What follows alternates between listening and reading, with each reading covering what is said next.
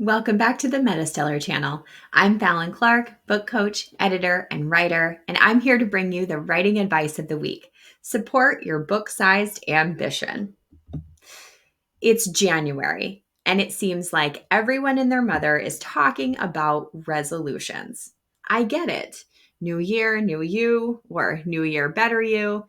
Whatever your resolution slogan flavor, there's a lurker out there just waiting to sell your ambitions back to you this month when your leftover holiday spirits are high and the February slump hasn't set in yet. Gurus with hacks for habit forming, 21-day challenges, techniques to set you on the right foot. Can you hear Auld Lang Syne in the background too? Anywho, but I'm not a fan of resolutions, at least not out loud. While it's important to set goals and improve yourself, it may be wise to keep your goals close to the chest until you've made progress. Get the dopamine from the work itself rather than getting it from the idea of the work, which may translate to never actually doing the work. Because according to Forbes, 94% of people who make resolutions don't actually achieve them. And there's a lot of psychological research to explain why that may be. A study in Nature shows that dopamine spikes when we speak our goals into the world, even if we do exactly zero things to achieve them. So avoid the resolution trap and get real about what you want and how you're going to get it. The first of this week's writing advice comes from Sabrina Ricci for Digital Publishing, who gives us 6 pieces of advice perfect for all creators. And this article really is applicable to all creators. Whether you're writing fiction or nonfiction, books or blogs, Sabrina's 6 points are the foundation of building a business through creation in the digital age. The very first nugget of truth in the article is that imposters don't get imposter syndrome. So if you're feeling that way, you're probably further along than you think. How's that for practical positivity? I mean, you can hear Auld Lang Syne, right?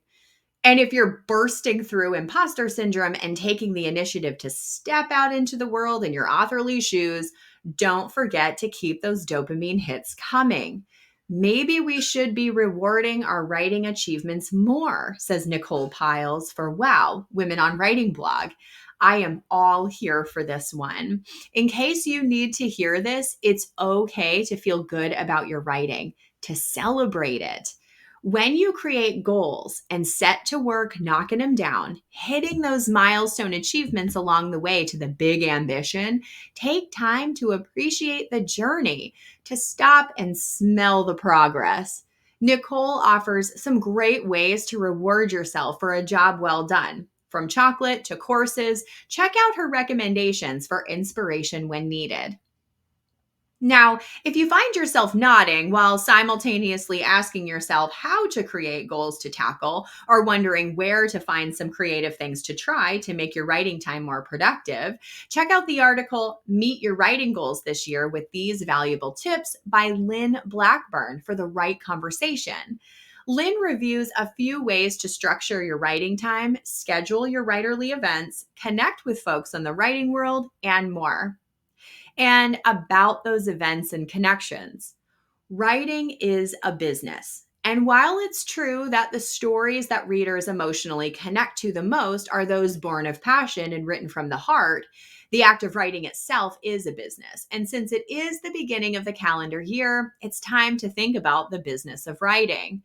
Check out the video on how to create a business plan as an author by Trudy J, Cheryl Phipps, Wendy Vella, and Shar Barrett for self-publishing info with the SPA girls that gives practical information for business planning.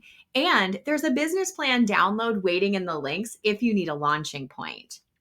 Now, about those sales. I've mentioned before that I'm a big fan of direct sales, but if you're feeling overwhelmed at the prospect, that maybe having sales help may be beneficial, give a listen to this podcast episode by Sasha Black on beautiful books and selling direct with Angela J. Ford. Hear about book boxes, marketing, sourcing design help, and building your sales platform to take the guesswork out of the process. And with direct sales, you retain control over your work and get to influence your readers' experiences. A moment of caution. Make sure you have your original book files. Catherine Kaiser for Writers and Publishers Network says, authors, you need to have the original files for your book. Whether you're self-publishing, working with a hybrid publisher, or have another arrangement, it's important that you have a PDF of your book's interior and cover, just in case. Kathleen explains why and alludes to some possible changes coming to Amazon's ebook space, which could have significant ramifications for book publishing. And speaking of Kindle, wrapping up this week's writing advice comes from Dave Chesson for Kindlepreneur. Dave's article, Book Idea Validation Mastery, Is Your Book Idea a Bestseller?, gives practical steps you can take to test the market for your story idea.